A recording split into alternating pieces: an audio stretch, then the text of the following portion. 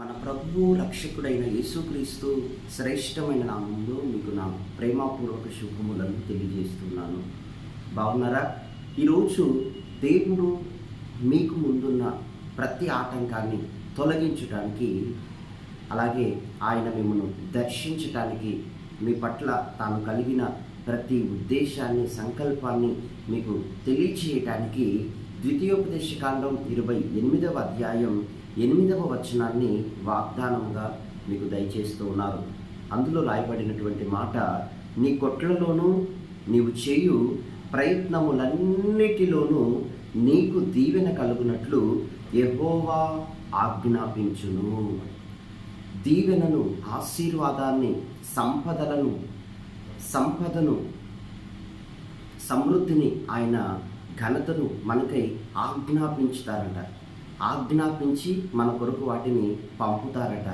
ఎప్పుడు అని వచనంలో మనం చూస్తున్నప్పుడు, దేవునితో ఓ చక్కని అనుబంధాన్ని మనం కలిగి ఉన్నప్పుడు. నీ కొట్లు ఏమిటి? కొట్లు వాక్యంలో మనం చూస్తున్నట్లయితే ధాన్యమును నిల్వ చేసుకునే కొట్లు ఉన్నాయి. అలాగే ఆత్మీయ ఆహారాన్ని నిల్వ చేసుకునే మనస్సు అనేటటువంటి కొట్లు ఉన్నాయి. అలాగే జీవితాన్ని వెలబుచ్చడానికి అవసరమగు ధనాన్ని దాచుకోవడానికి అవసరమగు బ్యాంక్ ఖాతా అనేటటువంటి కొట్లు ఉన్నాయి. శారీరకంగాను ఇటు ఆత్మీయంగాను రెండు విధానాల్లో కూడా మీ కొట్లు దీవించబడతాయి. దీవెనకు మీరు పాత్రులగునట్లుగా నేను మిమ్మల్ని మారుస్తాను. ఆ దీవెనను, ఆశీర్వాదాన్ని మీ కొరకు ఆజ్ఞాపిస్తానని ఇక్కడ దేవుని వచనము మనకు తెలియజేస్తూ ఉన్నది. అవును ప్రియ సహోదరులారా, ఇది ఎంతో వాస్తవమైన విషయం. ఎందుకు అంటే 1963వ సంవత్సరంలో అమెరికా దేశంలో ఒక రాష్ట్రములో ఓరల్ రాబర్ట్స్ అనేటటువంటి ఒక దైవజనుడు ప్రార్థన చేస్తూ ఉన్నారట. ఆయన ఒంటరిగా, తల్లిదండ్రులు లేరు, బంధువులు లేరు, తనతో ఏ స్నేహితుడు లేరు, కానీ ఒంటరి స్థితిలో, ఆ ఒంటరితనంలో అతడు దేవుని తెలుసుకొని ప్రార్థిస్తూ ఉన్నాడట. అలా ప్రార్థిస్తూ ఉన్నప్పుడు అతను మొదట ఒంటరితనాన్ని జయింపవలసి వచ్చింది. అతనికి అది ఒక పెద్ద సమస్యగా ఉండేది. కానీ అలా ప్రార్థిస్తూ ఉన్నప్పుడు ఆ ఒంటరితనాన్ని జయించాడు అతను. ఎలా జయించాడు? దేవునితో ప్రార్థన అనే సహవాసాన్ని అతడు కొంచెం కొంచెముగా పెంపొందించుకున్నందువలన దాన్ని జయించగలిగాడు. ఆ తర్వాత అతను, ప్రభువా, నా పట్ల మీకున్న సంకల్పం ఏంటి? ప్రణాళిక ఏమై ఉంది?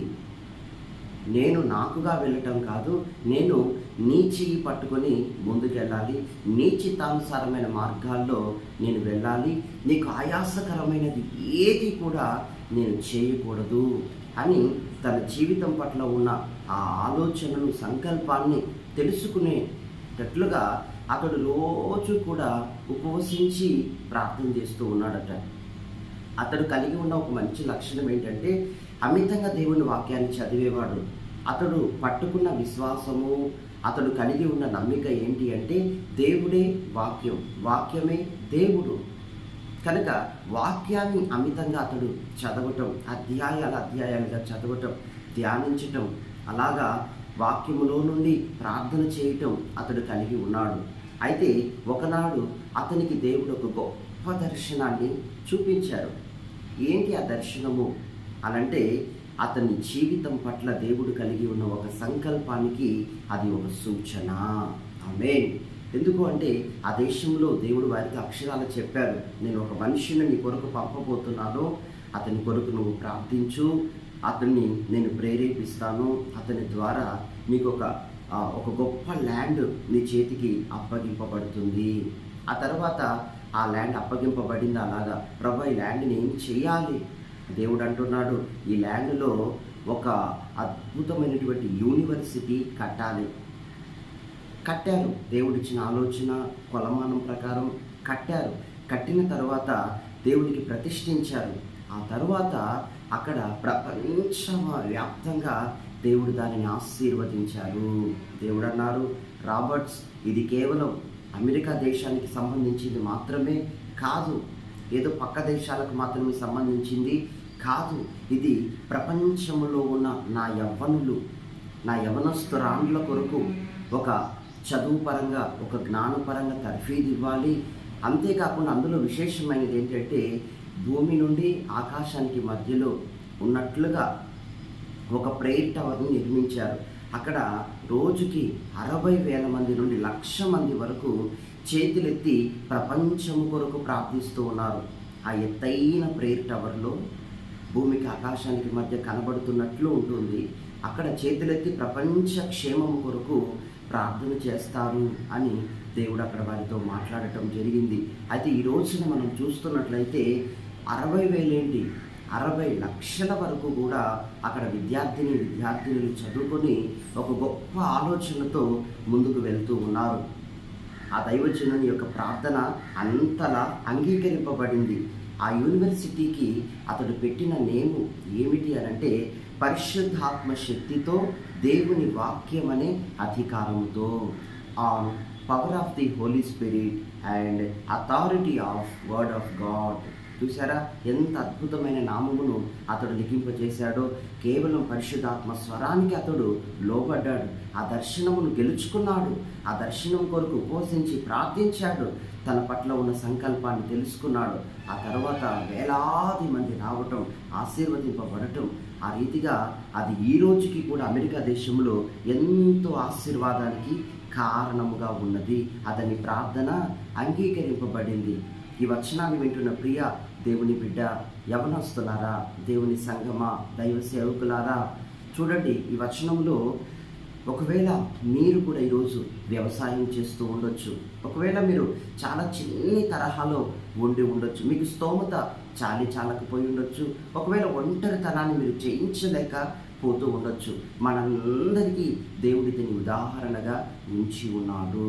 దేవుని మార్గంలో అక్షరాల నడిచిన వ్యక్తి. అందుకే ఈరోజు మనం చేయాల్సింది ఏంటంటే, మొదట దేవునితో సహవాసాన్ని ఎక్కువగా పెంపొందించుకోవాలి. తరచూ దేవుని వాక్యాన్ని చదవాలి.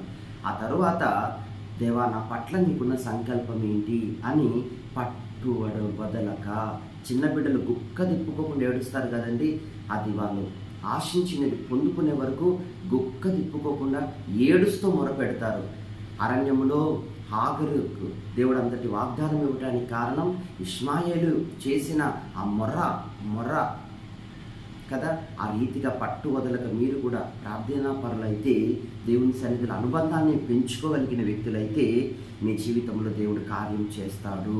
మీరు వ్యవసాయం చేస్తూ ఉన్నారా, సేవ చేస్తూ ఉన్నారా, వ్యాపారం చేస్తూ ఉన్నారా? అయితే మీదొక వైద్య రంగమా, మీదొక వ్యాపార కేంద్రమా, మీరు ఎవరైనా సరే మీ ప్రార్థనలు దేవుని సన్నిధిలో వినబడుతున్నాయి. మీరు అనొచ్చు, ఇప్పటి వరకు దేవుని నమ్ముకున్నాను కానీ ఒక్క ఆశీర్వాదాన్ని కూడా నేను చూడలేకపోతున్నాను, నాలో లోపం ఏంటి అని మీరు అనుకుంటూ ఉండొచ్చు. కానీ ఈరోజు మరొక్కసారి ప్రయత్నించండి. మొన్న ప్రార్థన చేశారు, అంగీకరింపబడలేదా? నిన్న ప్రార్థన చేశారు, ఏ కార్యం అవ్వలేదా? ఈరోజు ప్రార్థించండి, రేపు ప్రార్థించండి. ఏ రోజుకు ఆ రోజు ఒక క్రొత్త తరహాలో, క్రొత్త మనసుతో మీరు ప్రార్థించండి. ప్రార్థన ఆలకించే దేవుడు మీ పక్షంగా నిలవబోతున్నాడు. తప్పకుండా ఆయన మిమ్మల్ని ఆశీర్వదించబోతూ ఉన్నాడు. హెచ్చింపు ఘనత మీకు రాబోతోంది. ప్రభు, నీ రక్తం చేత కడగబడ్డాను, నేను నీ బిడ్డని, నన్ను, నా కుటుంబాన్ని జ్ఞాపకం చేసుకో, ఇదిగో ఈ పరిస్థితులను జయించేలాగా కృపదయిచి అని మీరు దేవుని సన్నిధిలో మొరపెట్టుకోండి. దేవుడు తప్పక అంగీకరిస్తాడు. ఆయన పక్షపాతి కాదు. ఈ ఓరల్ రాబర్ట్స్ అనే దైవజనుని జీవితంలో చేసినట్లే దేవుడు మీ జీవితంలో కూడా గొప్ప విజయాన్ని, గొప్ప ఆనందాన్ని కలుగజేసి మేలులతో మిమ్మల్ని ముందుకు నడిపించుదురుగాక. మహాపరిశుద్ధుడా, జీవం గల తండ్రి, ఎందరైతే వచనాన్ని వింటున్నారో వారందరి జీవితాల్లో కూడా బలమైన కార్యాన్ని చేయండి. వారి పట్ల మీరు కలిగి ఉన్న గొప్ప సంకల్పాన్ని వారికి సూచనగా కనుపరచమని కోరుతూ ఉన్నాను. అయ్యా, రాబర్ట్స్ అనే దైవజనులకు మీరు చేసినట్లే మీ బిడ్డల జీవితాల్లో కూడా గొప్పదైన మీ కార్యాన్ని, గొప్పదైన మీ సంకల్పాన్ని వారికి తెలియజేయండి. ప్రభు, వీక్షిస్తున్న వారిలో ఎంతమందికి ప్రార్థించుటకు సమయం లేదో వారికి సమయాన్ని దయచేయండి అయ్యా. సమయం ఉన్నను ఎందరూ ప్రార్థించలేకపోతున్నారో వారిలో ఒక నూతన మనస్సు దయచేయండి అయ్యా. విసిగిపోతున్న వారి హృదయాల్లో నూతన మనస్సు కలుగునుగాక, క్రొత్త మనస్సు వచ్చునుగాక. నిశ్చయముగా వారి ప్రార్థనలు ఆలకించి ఆ రీతిగా వారిని నడిపించమని మీ నామములో మీ బిడ్డలను మీ చేతికి సమర్పిస్తూ యేసు నామములో ప్రార్థిస్తున్నాం తండ్రి. ఆమేన్. దేవుడి రీతిగా మిమ్మల్ని ఆశీర్వదించి ఘనత వైపుగా, అఖండమైన విజయపు ఆనందం వైపుగా ఆయన మిమ్మల్ని నడిపించునుగాక. ఆమేన్.